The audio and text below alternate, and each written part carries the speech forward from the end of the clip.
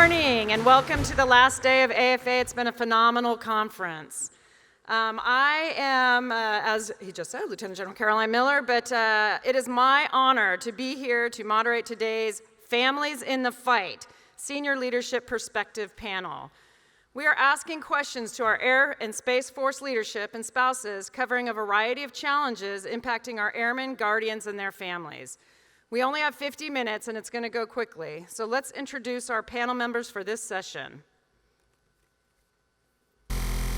Families in the Fight, Senior Leadership Perspective. General Charles Q. Brown Jr. is the Chief of Staff of the United States Air Force. He is responsible for the organization, training, and equipping of 689,000 active duty, Guard, Reserve, and civilian forces serving in the United States and overseas. As a member of the Joint Chiefs of Staff, he is an advisor to the Secretary of Defense, National Security Council, and the President. Mrs. Sharene Brown was raised in an Air Force family and has accompanied her husband on 20 assignments around the globe. They have 2 sons who have become wonderful young men. Mrs. Brown is an avid supporter of military families and is committed to improving quality of life within the Department of the Air Force, especially for those in EFMP. This passion led her to create Five and Thrive, an initiative that encourages military families to thrive. General John W. J. Raymond is the Chief of Space Operations in the United States Space Force. He is responsible for the organization, training, and equipping of all organic and assigned space forces serving in the United States and overseas. As a member of the Joint Chiefs of Staff, he is an advisor to the Secretary of Defense, National Security Council, and the President. Mrs. Molly Raymond has traveled all over the world and moved 19 times with her husband as a military spouse. They have raised 3 amazing children. Mrs. Raymond has long been a champion for military spouses and families, working tirelessly to support them. As the spouse of the first Chief of Space Operations, Mrs. Raymond desires to build a culture of family within the Space Force by promoting family engagements, building connections, and creating a sense of community. Chief Master Sergeant of the Air Force, JoAnne S. Bass, serves as the personal advisor to the Chief of Staff and Secretary of the Air Force. She advises on all issues regarding welfare, readiness, morale, proper utilization, and progress of more than 600,000 total force airmen. She represents the highest enlisted level of leadership, providing direction for the enlisted force and representing their interests to the American public and to those in all levels of government.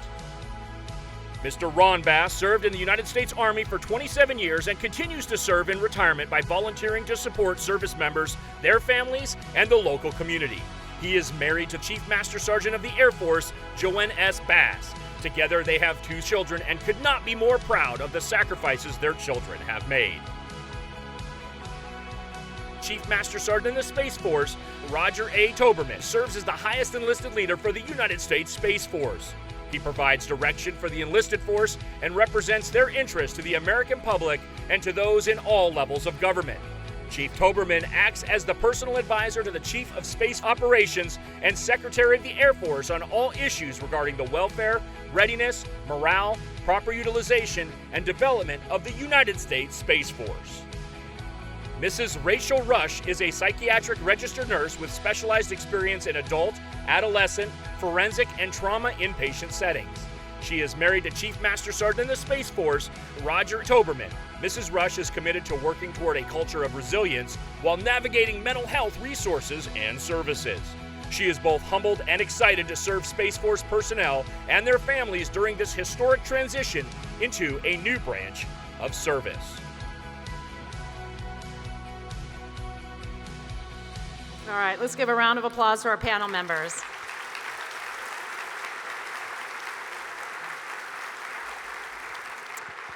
Okay, we'll start this off. We're going to go, I'm going to start with General and Mrs. Brown.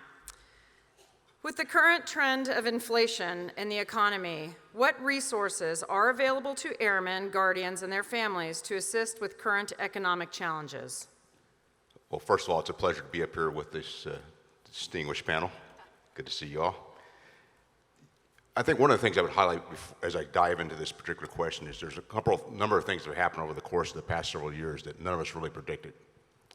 One is a global pandemic that impacted many of us in certain form or fashion. Really on housing was one of the key areas as well. But it's also the aspect of how inflation has come about very quickly on top of COVID. And so with that, many of you know we did make some adjustments to our housing allowance in temporary areas, but we're going to see a rise in our housing allowance, a rise in basic allowance for subsistence, also a rise in our pay raise. But that doesn't do it all. The other aspect we're really trying to do is be a little more working with OSD and looking at the local rental markets to have a better sense of how quickly the housing market is changing so we can have a little bit more adaptable system. The other piece we're also looking at as we're making adjustments in COLA. The COLA adjustments were made about a year ago. The decision, it's also impacting at the same time as we're seeing inflation. So we're looking at how we slow that pace down and again, have a more adaptive pace. And then just this past week, there's been some engagement within OSD to take a look at, for some of our families, particularly those at the lower end of the pay scale, a potential for kind of a one-time outlay of money to help support those families to really get them back on track. So, but it's something we're going to have to continue to pay attention to and really engage in not only hearing from our airmen and their families, but at the same time, things we can do internal to the Department of the Air Force, but there's many times things we'll have to do within OSD and the Department of Defense to make some of those changes. Yeah. He almost forgot me.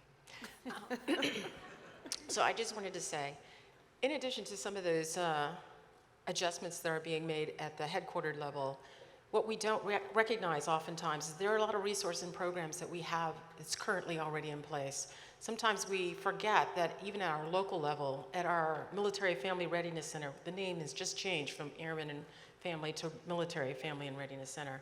There might be programs and resources that are out there, and I would suggest highly for some of our spouses that are in the crowd and families, think about reaching out to the key spouses that are out there. They might have some ideas as to how to combat some of these ideas or some of these challenges that you're facing. Because sometimes, the combination of all these things are high stressors. And so how we react to them can change how we feel emotionally about some of these things. Reaching out to our key spouses. If you feel like there's things are affecting your family, there might be programs out there for you to better engage with your kids about how these things are affecting you. You don't think that they have a ripple effect, but they really do. The stressors as to how you engage, maybe that's an opportunity for us to go look at that spouse resiliency page that's on the website, on the airforce.mil website. Take a look at some of those things that might be able to help you. Yes, I realize in the moment, the housing crisis, the inflation that's going on, they have a toll on us. The other thing is we have key spouses that are out there. You just don't know what kind of programs they might have available. To be able to contact them, get in touch with them, they may be trying to reach out to you. So as you think about these things, there are ripple effects that happen as a result of this, and we don't want this to really affect you, but we do have the programs that are available, and if you could just reach out to different people, the key spouses, maybe even the resiliency page, finding out what kinds of things might be able to help you feel like you can take this all in with a little bit of stride, then I think we'll be a little bit better for that. Because as you know, sometimes this is a roller coaster ride. We don't know what kinds of things are going to be happening down the road, and we want to be better prepared as we go forward. So with that, I'll turn the mic back over. Thank you. Just a real quick follow-on. What resources are available both off and on the installation for childcare?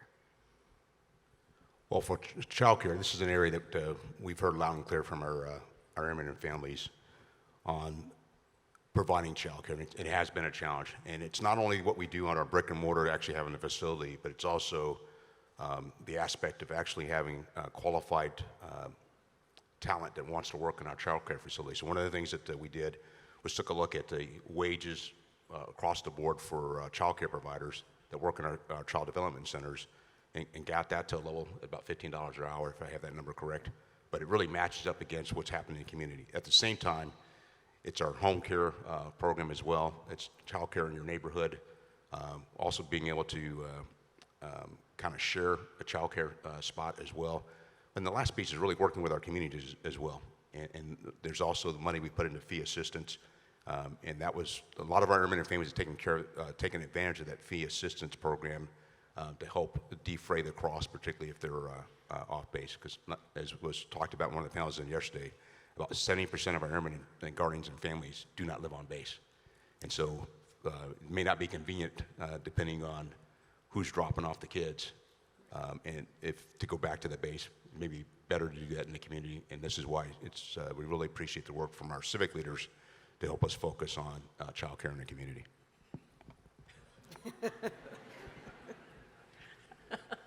Okay, I'll hold it up a little bit. So I just wanted to highlight, we have several programs, and believe it or not, we have, for Molly and I, we have the opportunity to sit down with our child and youth programs director. And we often have the opportunity to come back when we go on base visits and go out and share with, or at least listen to some of our families when we're out on visits with our other halves. We hear some of the issues and challenges that are out there.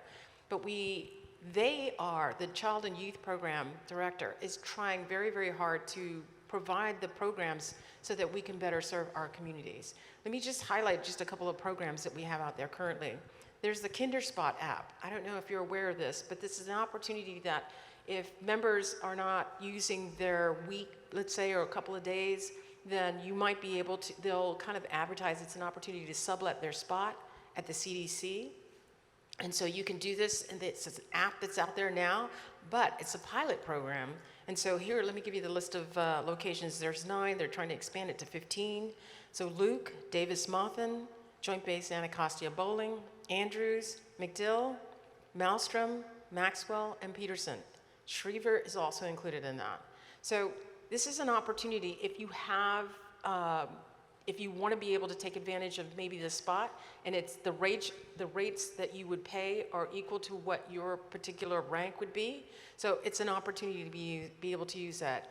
Part of the reason it's in the pilot program is they want to be able to secure the information that's on those sites. So we're, as a while back on this panel, I heard Jeff Bezos say a quote, I think that followed the military, where it's slow is smooth and smooth is fast. So bear with us as we kind of roll this program out, because we want it to be in the right direction and not have to go back and reiterate or make changes to it so that it will be correct.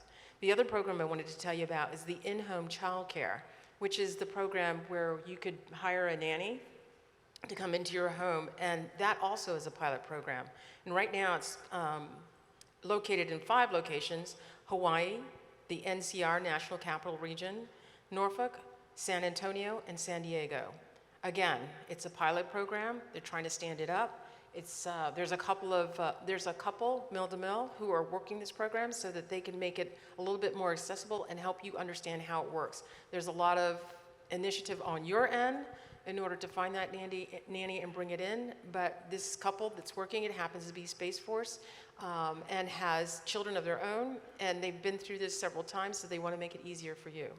So we are working the programs, just so that you know. There's also an incentive-based program that they've given to all the different child care programs, CDCs, where they can use the funds themselves.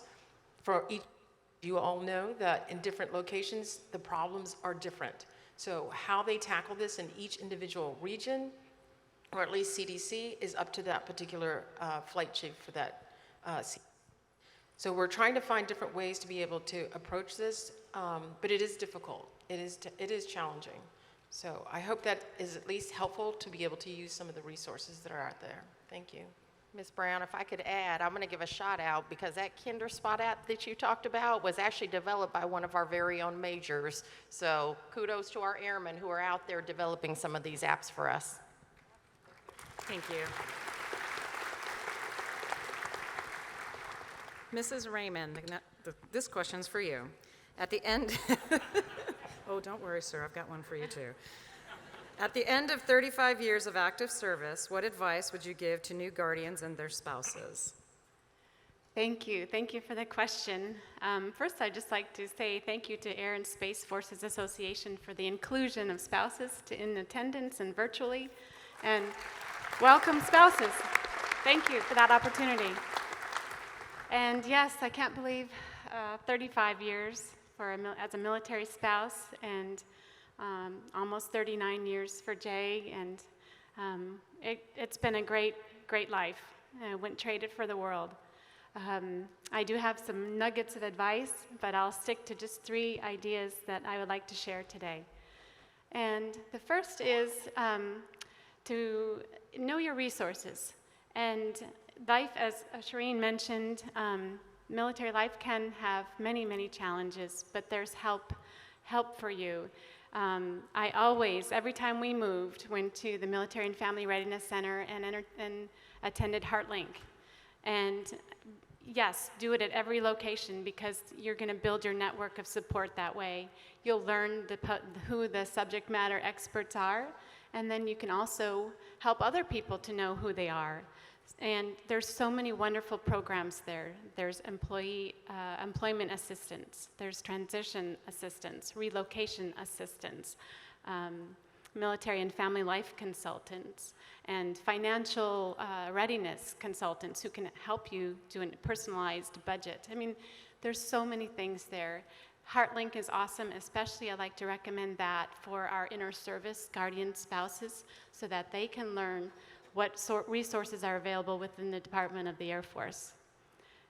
Second nugget would be to embrace change. I have to admit, I complained a lot at the beginning of many of our moves. I grew up, same home, never moved, never had to transition and build my life over continually.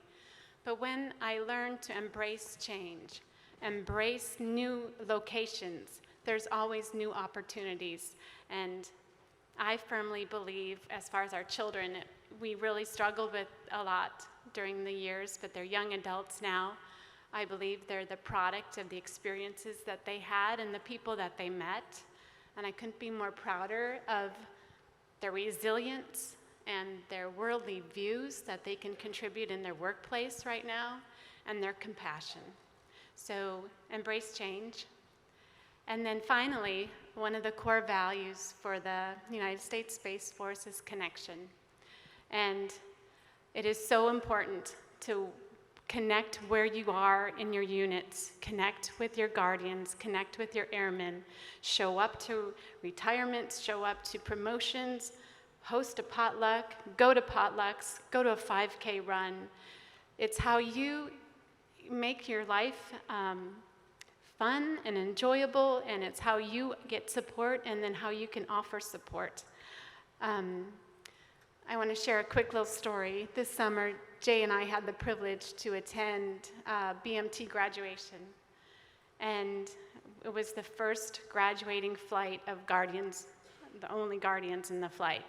And we were standing taking pictures afterwards with a family, and excuse me, their daughter was just graduating from BMT as a new guardian, had just graduated from high school a few months prior, and we were standing, had pictures with her family, and her little brother was probably about 10, and after the picture, he looked up at Jay and said, "Please take care of my sister."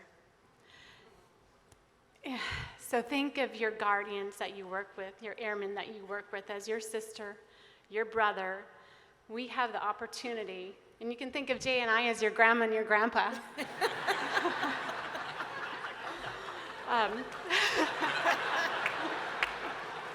It is what it is.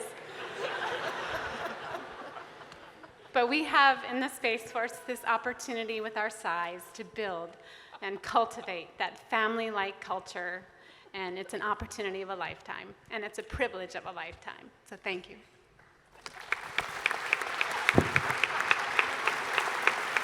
Thanks, Grandma.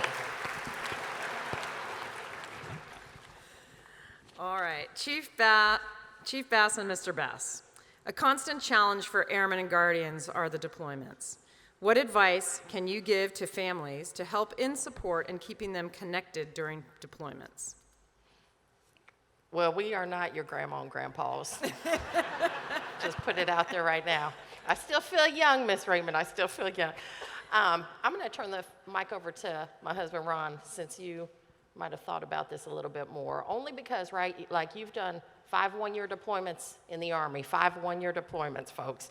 And then certainly, like, when I was deployed, you know, you were raising our 2 girls, and they had ponytails on all sides of their heads while, you know, and I had to learn to be okay with that, and I had to learn to see that you guys ate at Pizza Hut quite a bit, because I saw that on USAA, and but while I think about this question, because I was still thinking about Grandma and Grandpa, I'm going to turn the mic over to you, and then I'll figure something out really clever.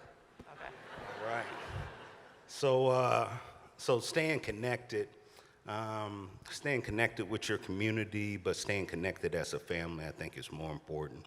And I think it just requires that honest conversation with your significant other, and really knowing that individual. Because when you deploy, if there are kids in the house, that service member that's deploying, hey, you are the relief when you come home from work.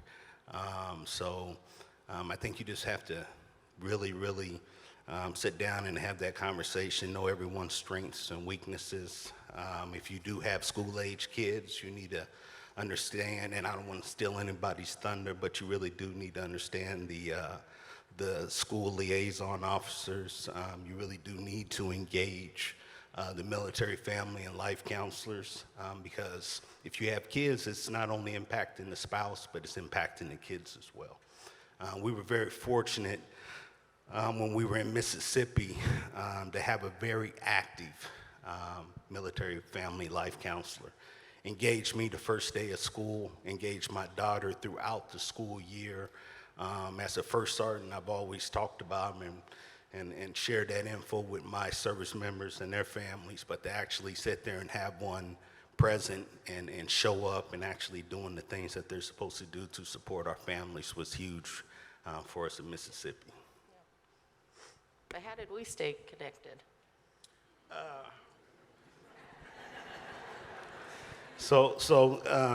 We're a little older, not quite grandparents, but when we were downrange, we were able to do videos. We were able to do read stories to the kids, share those things. But more importantly, just talk about our days, because it's Groundhog Day.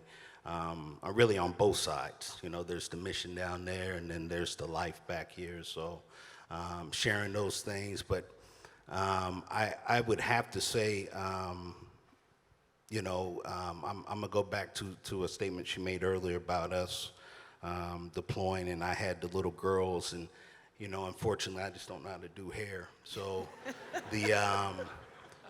but there were some strong people in our community and our church that I was humble enough to, when they offered to take them up on that,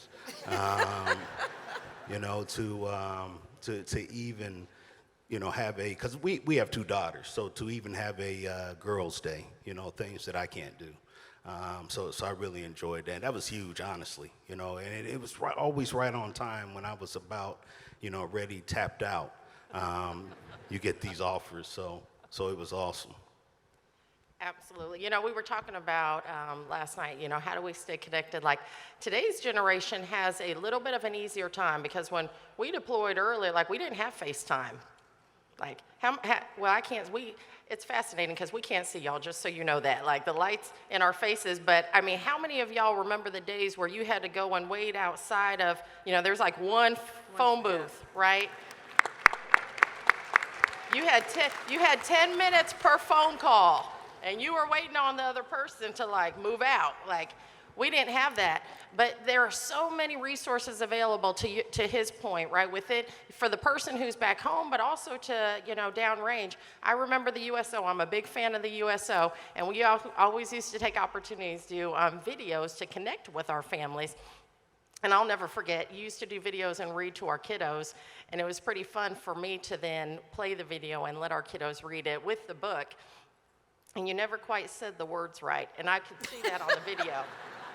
And I'd be like, I'm not gonna tell my kids. They know that Dad's a rock star. But anyway, there's lots of ways to stay connected. Count on your neighbors, count on your community, count on your coworkers, and that is a great way. But never forsake, spending that quality time with your significant other. Thank you. Thank you. All right, Chief Towberman and Ms. Rush, you both have a positive reputation for taking care of people. How do you balance that commitment with Rachel's career and your relationship? We're like the cool aunt and uncle, by the way. I just want to point that, it's pretty obvious. Like you know the one, right? And they go, hey, Mom, I want to go hang out with Auntie Rachel. And Mom's like, no. She's too cool. Like, we're shutting that down. I can't even remember the question. One, I remember, man. Okay. Well, one, because I was trying to be funny, and two, because I'm in the presence of my beautiful wife, and she makes me speechless.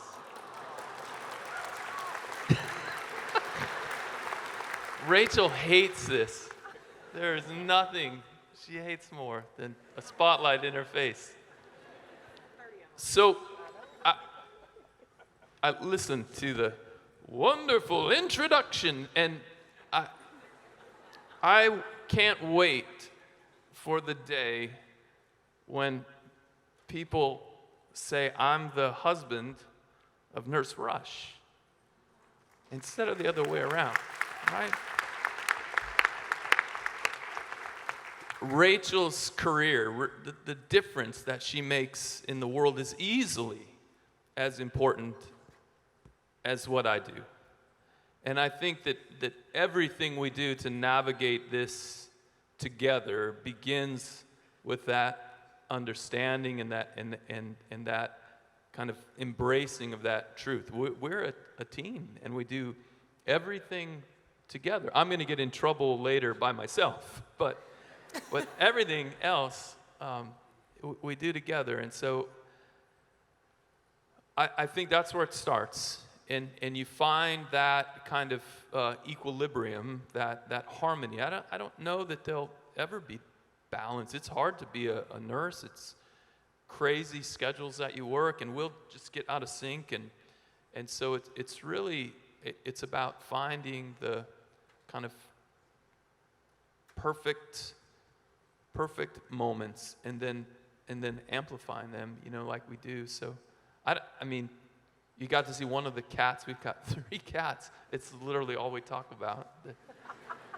If you live with 3 cats, it's like living with a sitcom. Like, it's just amazing. But I mean, you always pick the stuff. I don't know if you want to talk about kind of the things that we do together to kind of stay connected and invest in each other. Since Joe got to play interviewer, so I thought I'd try it. I'm getting a look. I'm just going to do this.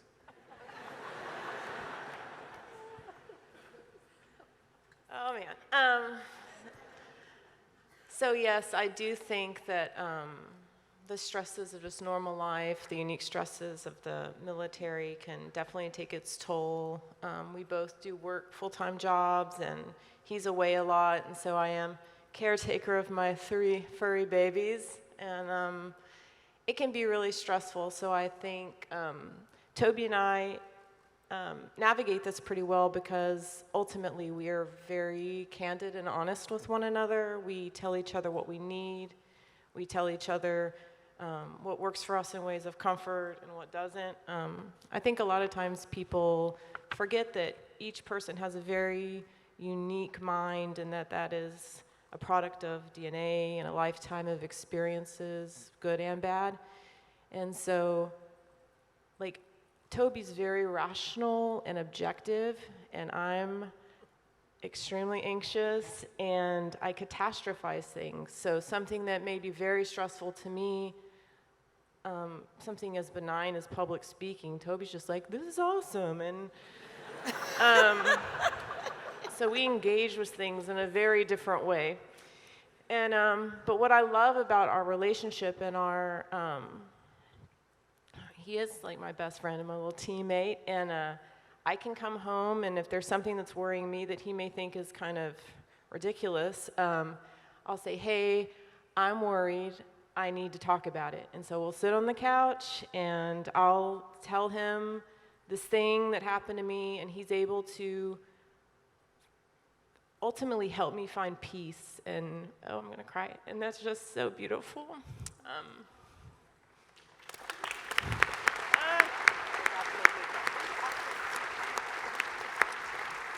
But on a more fun note, you know, what do we do as companions to kind of de-stress our life and ultimately bring joy in our lives? And I think that we have found a way, like we love wordplay, we're both linguists, Saturdates, because I work every Sunday, so on Saturdays we do ridiculous things like take our cat for a stroller ride. That happens. Like, it happens a lot. Yep, there. And Toby bought this RV van, so he's very excited about it. And we'll take short day trips and just like jam out to Phil Collins and Lionel Richie and just like live our best lives. And you need somebody that is able to share those moments with you and know what brings peace and happiness in your life. And I mean, that's how you get through it, because it's very hard to do alone. Like, you can try, and some people are very successful, but I definitely do better having him by my side, so. Now that you know our playlists were slightly less cool, Aunt and Uncle.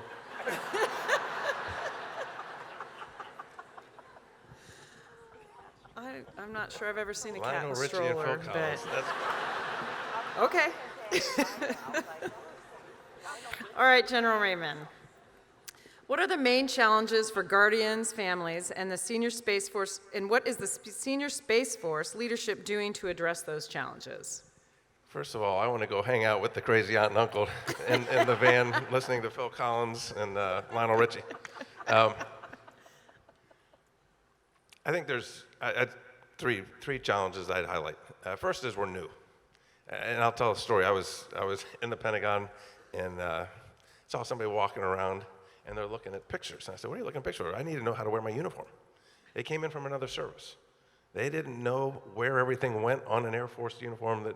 And so little basic things that we just take for granted about, well, not about, 895 folks that have transferred in or in the process of transferring in have to learn everything. And that also adds a layer of stress on families. We're building a new career path. They're going to bases that they may never have gone to before. So all of that newness brings a level of stress to it. And so the way we've been working to help de-stress that a little bit is to over-communicate. And so Molly, every month, it's interesting, Molly sends out a newsletter every month, I send out a newsletter every month. Molly's newsletter gets rave reviews, mine is like delete. So if you want to read anything, read hers, but it's trying to communicate to the force things that we're doing and just bring this sense of connection and awareness. But I'd say probably the newness part is the biggest.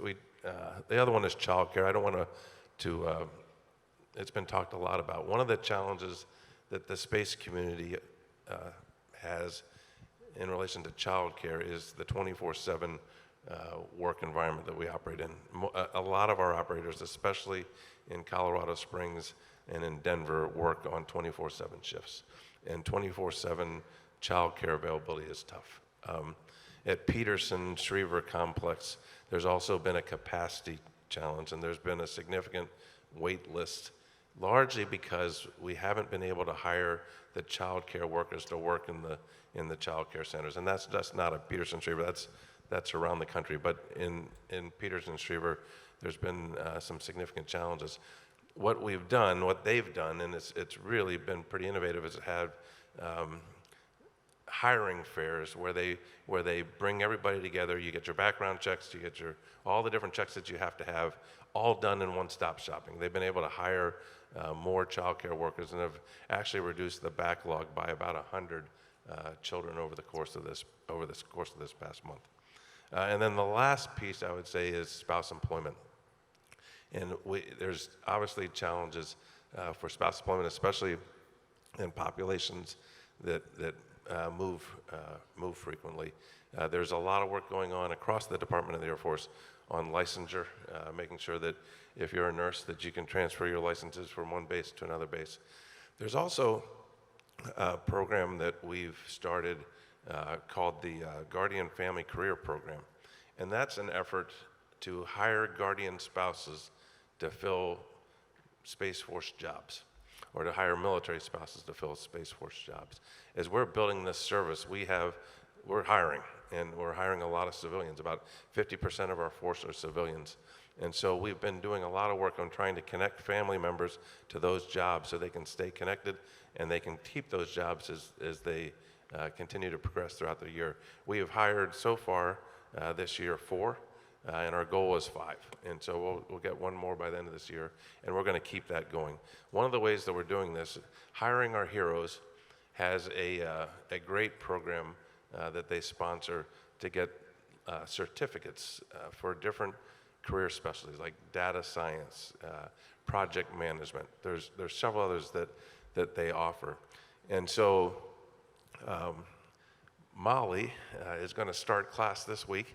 Molly and about 90 Space Force spouses are going through the Hiring Our Heroes certificate training. They're going to get a project management certificate.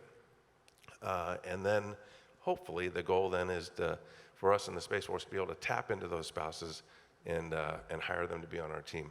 I'm about to be unemployed, so we need a certificate.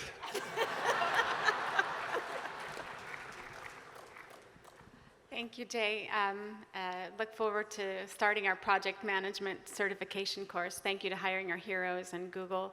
And they offer the certifications in 5 very highly sought-after career fields. And data as Jay mentioned, data analytics, digital marketing, e-commerce, and IT support. So it's for all spouses, Air Force, we have Navy spouses, and it's going to give us confidence. It was wonderful to hear a lot of the spouses reply back when we were starting this project.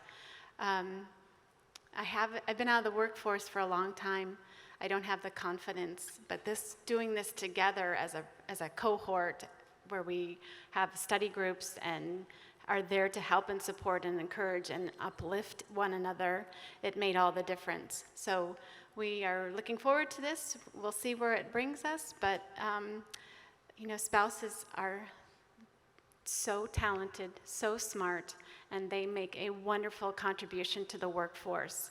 We are adaptable, resilient, we want to work, we have all the qualities that companies desire in an employee. And so please consider hiring a military spouse. Thanks.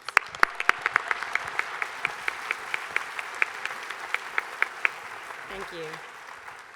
General Mrs. Brown, with the new school year starting and various concerns parents may have to include the worldwide pandemic, natural disasters, let's start over.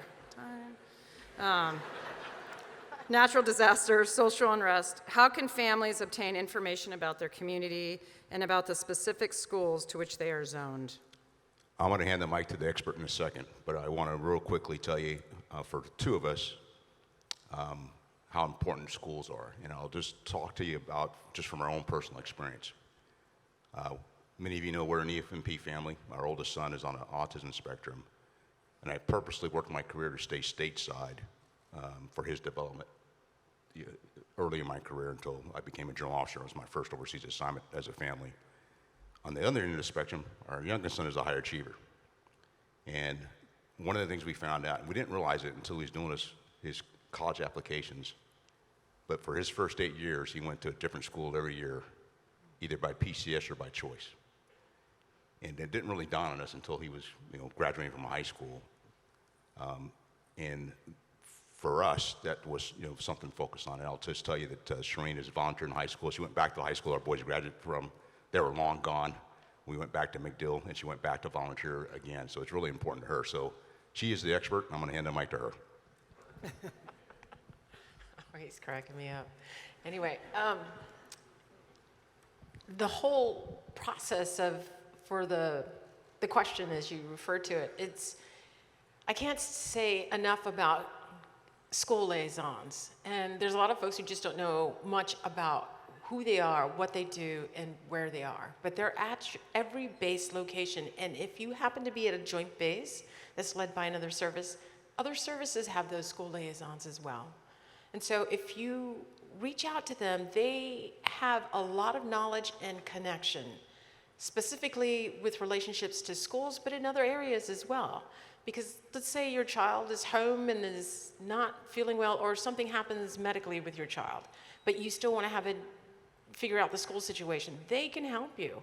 They are there not just to do the job every day, because we all have issues with, when you move from one location to another, maybe the credits for the school don't transfer, or maybe you have a child who's on EFMP and you're trying to get your IEP transferred. They can help you with all those sorts of things. The other thing I would suggest is, try to find out a little information before you even get there. And contacting your school liaison is one way to do it. It's huge. They also have the relationships that go all the way up to the superintendent at those locations. And depending on where you are, there may be a number of different counties, cities, where people are living, and the number of the military connected student may be further out from the base. As we were saying earlier, families are not all living on base anymore. They're further out in the communities. So being able to reach out and touch your school liaison is one way. Some other ways that are impactful is if you haven't or can't reach out to your school liaison, or finding it difficult to do that, make note of that. Call into the base leadership, or, there's this little thing called ICE, and if I think I got this right, it's the interactive, help me with that? I'm trying to remember. So, here, now I wrote it down. Interactive Customer Evaluation. Yes, that. And it's on every base installation website where you can write in, and usually by email, and if you want to be contacted back, they'll let you do that. And just identify that you had issues. It's not usually the school liaison that doesn't want to get back to you. It's because they're so busy trying to help other people. And so sometimes we find that the school liaison in those locations, they're so busy managing 4 or 5 different counties and all the people that are there, that their ability to spread themselves out are just not available. So we want to be able to say, hey, we want some more school liaisons in this location. The other thing I would suggest is, a lot of you do this already. Find out what's happening on the school website. Try to see what information is available there. Because I don't know if you realize, and many of you probably do, we have a national law that says, hey, we're going to have education, but ultimately it's the states that determine how they're going to implement their educational curriculums. And it's not just at the state level, it goes down to the county, down to the district, and one district can look so much different than another. So being able to figure out how that works before you get there is monumental. So whatever you can do to help with that. And the other thing I would say is, because we talked about national crises that are happening, and right now around the world we're seeing all kinds of crazy things happening. At every location there probably is a crises management person who can provide information, and usually has a website associated with that. So if you need assistance with trying to figure out, we've lived in Florida for a good deal of time, and I had no idea what hurricane damage could do. And usually, if I am correct in this, I'll never forget our first assignment down to Miami. And my husband never lived in the South or in an area where tornadoes were prevalent. And so I was working at the time, and my husband said to me, hey, there looks like a hurricane is coming. You're going to have to pack up and move. I'm like, yeah, right. I got a job. There's no way. My folks at the job aren't going to understand that if I leave 3 or 4 weeks in advance, because they think this is something is going to blow through. But it's an opportunity to understand what that means, how damaging that could potentially be when you're in an area. So the crises management person can at least provide you with information. They usually have a website, and they can share that information with you. Does that make sense? Yeah. Could I jump in and pile in on this a little bit? One thing that I wish I would have known as a younger officer, as a younger officer, and we're all like this. We all signed up. We all took an oath. We all want to serve our country. The core values, service before self, put me in, I'm ready to do anything. I didn't communicate the needs of my family to my leadership. It was like, whatever they need me to do. And so we moved 5 one-year moves in a row. Probably didn't have to do that. And I think it's important for you to be able to understand that there are ways that we can help take care of your family, and you can still have a spectacular career. And I think sometimes we don't, we think that might be against our nature of service, and it's not. And so I would encourage each of you, and it wasn't until I was a 1-star general that, he's been here this week, General North called me, and we were talking about a future job. And he asked me about how old my kids were. And I told him, and he said, hey, let's not now. And I remember when I hung up the phone, I thought, man, I shouldn't have told him that, because and I should have. And lo and behold, it worked out okay for me. I would just tell you, you're allowed to care about your family. You're allowed to it's important. And we're all big enough that we can find opportunities. Now, there will be times, I am sure, that, hey, we really need you to do this, and I got that, and that's what we're all committed to doing. But you can take care of your families, and you need to.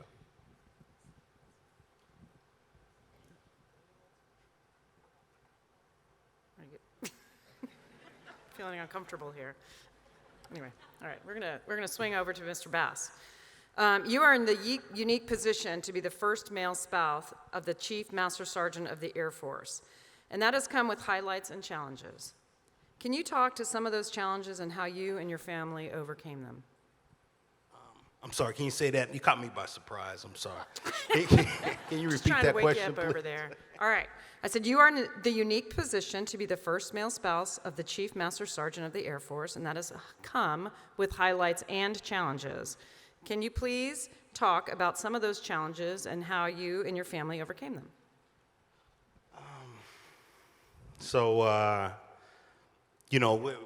Being dual military, I've never even looked at I never knew how unique the spouse role was, So we just did it, for the time that we were married, whether it was deployments, PCS moves, or what have you, and you never, I guess you never really have time to kind of, look at it from that perspective. But when I retired, and I had an opportunity to be amongst these phenomenal, and I really mean that, to be among these phenomenal spouses here, the things that I'm privy to see behind the scenes, the things that they advocate on behalf of our airmen and our Space Force personnel.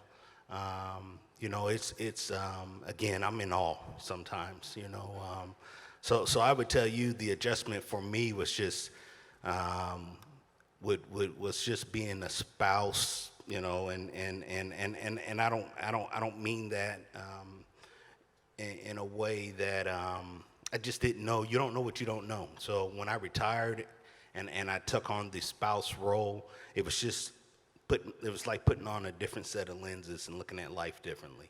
And sitting back and watching the amazing things that she was doing and the amazing things that she continues to do. I love that front row seat. And to kind of keep it, in perspective for me, I just maintain, hey, I need to be a good husband still, and I need to be a good father to my kids. So, and that's where I keep it at even keel. So Rahn is, yeah, y'all give him a hand clap. So Ron's super humble. I'm proud of him for a couple things. One, I'm proud to see an Army guy wearing some airplane socks. Like, this has been a big feat, right? When he went to full-time spouse from Army husband and started to go to some of the spouse socials, I had to remind him, I said, hey, don't get first sergeant and don't get Army, right? Like, you're you're a spouse. And so, but I'm really proud of the fact that he is, because I think he's helping to redefine what today's modern military family looks like, which is very different than it was in the 60s or 70s. And we all look different. We have more single family homes. We have more dual military family homes. We have more dual working homes. We have homes with children, without children, with fur babies. And so this is normalizing it. And so for our home, we're helping to redefine what normal is. He doesn't have spouse socials that are teas. I love teas. Like, I want to go to a tea. But he actually has football spouse socials, and they love it, right? Like, so I think that this is starting to normalize that we have a whole different look when it comes to our military families. Okay. We only have a few minutes left, so this is the lightning round. So basically, what I want everybody to do is just do quick closing comments or leave the crowd here with some last thoughts. And we can start with General Raymond. I'll just say thank you. Thanks for your service. It is great to be at an event that has so many active duty airmen and guardians. So my hat's off to AFA for making this the professional development week that it is. And it's not just a professional development week for the active duty, it's a professional development week for the families as well. And I just want to say thanks. And again, to each and every one of you that wear this uniform or wear a uniform of our country, hats off to you and thank you. Yes, I'd like to also say thank you for this wonderful conference, and congratulations on the attendance record. That's great. I'd just like to say to our guardian families, members, loved ones, you have a front row seat in shaping the future. And remember our core values, and know that you have a purposeful, powerful role in developing a fantastic service ahead of you. And Semper Supra. Thanks.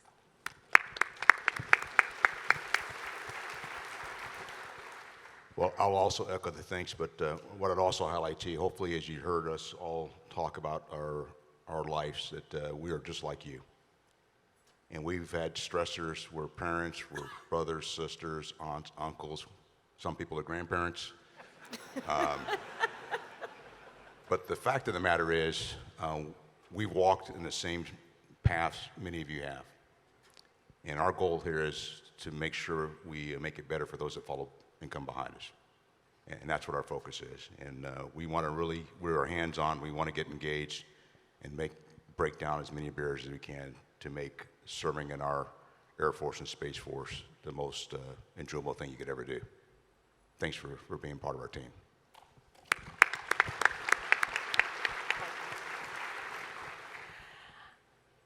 I just want to say thank you. I'm going to join the team here. Thank you to AFA, especially for increasing our spouse availability to be able to attend this conference. It's a huge deal for all of us. As we become more aware of the things that are happening with our military members, we can better support in a different way. The thing I would leave with you, we've had a couple of years where we've all been away from one another, or maybe we've had just our nuclear family that we've been taking care of. So as we kind of come out of this, hopefully, to connect a little bit more, communicate with one another a little bit more, join those communities, activities or programs, because the more you're connected with things and people, whether it's at work, at church, at school, whatever programs, activities there are, sports programs, you get to see life in a different way. And you can open yourselves up a little bit more. And when you do that, when one area might shut down, you have another area to kind of go to and open yourselves up to. So if you could just get out just a little bit more and enjoy yourselves and maybe bring that work-life balance into a little bit more equilibrium, I think it'll make us all feel a little bit better. And when we build that community with one another, as the Basses were saying, I just had to smile when he went to his friends, his community, to get the girls' hair done. That's what it takes sometimes, the village. And if we could all go someplace or feel like that somebody can step in and help us out, I think we'll all feel a little more comfortable. So with that, thank you so much. We'll say thanks to, I know the Space Force chiefs are out here, and probably Chief Frazier's already started a pool. They all know Rachel pretty well, and they're taking bets on how fast her lightning round is going to be. So I'm really excited to hear who wins later. But thank you, and you've heard it. You heard it from the CSO and from the Chief of Staff of the Air Force, what they're willing to do. We can't want more for your families than you want. You've got to hold us accountable. You've got to know that they are important. And you've got to see this. I told someone yesterday that the strongest things we say, we don't say with words. Look at these relationships, not just as teams, but as all of a team. If you can't feel the genuine love and appreciation for each other up here, if you can't see how powerful that is, come hang out with us later, because it's real. And we want that for every single one of you. So please hold us accountable and get your stopwatches ready, Chiefs, because I'm giving the mic to Rachel. So I wanted to take this opportunity, because it will probably be the last time I share a stage with you two, just to tell you I love you both. And it's been a beautiful journey, and thank you for bringing us along with you. Thanks. That was fast. All right, we're down to zero seconds. Love takes work. When I hear you talk about that, love takes work. Never treat somebody you don't know better than you treat your own spouse. That's a good one. And to all the family members out there, thank you so much for being here. To our service members, I want y'all to text your family members, your loved ones, your supporters, doesn't matter who it is, and tell them that their senior Air Force and Space Force leadership teams appreciates the heck out of everything that they do to support you. Thank you to AFA. Thank you for all that you do, and really just thank you for highlighting the spouses and giving us all an opportunity to show a side of us that you normally probably wouldn't get a chance to see. So thank you. All right, we are down to 0 seconds, but I do just want to also thank General and Mrs. Raymond. Our journey started at Offutt, and I've seen you it's amazing. So thank you very much. Good luck to you on your next adventure. Thank you all to all the panel members. This is fantastic. So let's give them one more round of applause.